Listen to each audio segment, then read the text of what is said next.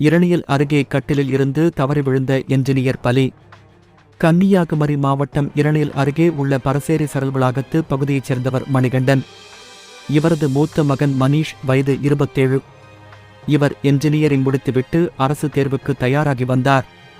இந்த நிலையில் கடந்த ஒரு மாதத்திற்கு முன்பு மணீஷ் இருசக்கர வாகனத்தில் வெள்ளுக்குறி அடுத்த மணக்கரை பகுதியில் சென்றபோது அவரது காலில் திடீரென தெருநாய் ஒன்று கடித்துள்ளது. இதில் காயமடைந்த மணீஷ் ஆசாரிபள்ளம் அரசு மருத்துவமனையில் சிகிச்சை பெற்று வந்தார். இந்நிலையில் கடந்த 3 வாரங்களுக்கு முன்பு மற்றொரு காலிலும் தானாகவே வீக்கம் ஏற்பட்டது. இதற்காக அவர் நாகர்கோவிலில் உள்ள ஒரு தனியார் மருத்துவமனையில் சிகிச்சை பெற்று வந்தார். பின்பு சிகிச்சை முடிந்து வீடு திரும்பியுள்ளார். இந்த நிலையில் நேற்று முன்தினம் இரவு வழக்கம் போல் மணீஷ் வீட்டில் தூங்கச் சென்றார். அதன்பின் நேற்று அதிகாலையில் மணீஷ் அறையில் இருந்து திடீரென சத்தம் கேட்டது. உடனே அவரது தம்பி ரதீஷ் மற்றும் குடும்பத்தினர் அங்கு சென்று பார்த்தனர். அப்போது மணீஷ் கட்டிலில் இருந்து கீழே விழுந்து அசைவற்ற நிலையில் கிடந்தார்.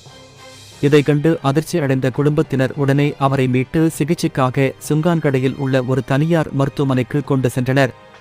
அங்கு அவரை பரிசோதனை செய்த டாக்டர்கள் மணீஷ் ஏற்கனவே இறந்துவிட்டதாக தெரிவித்தனர். இதுகுறித்து மணீஷின் தம்பி ரதீஷ் கொடுத்த புகாரின் பேரில் இரணியல் போலீசார் வழக்கு பதிவு செய்து விசாரணை நடத்தி வருகிறார்கள்.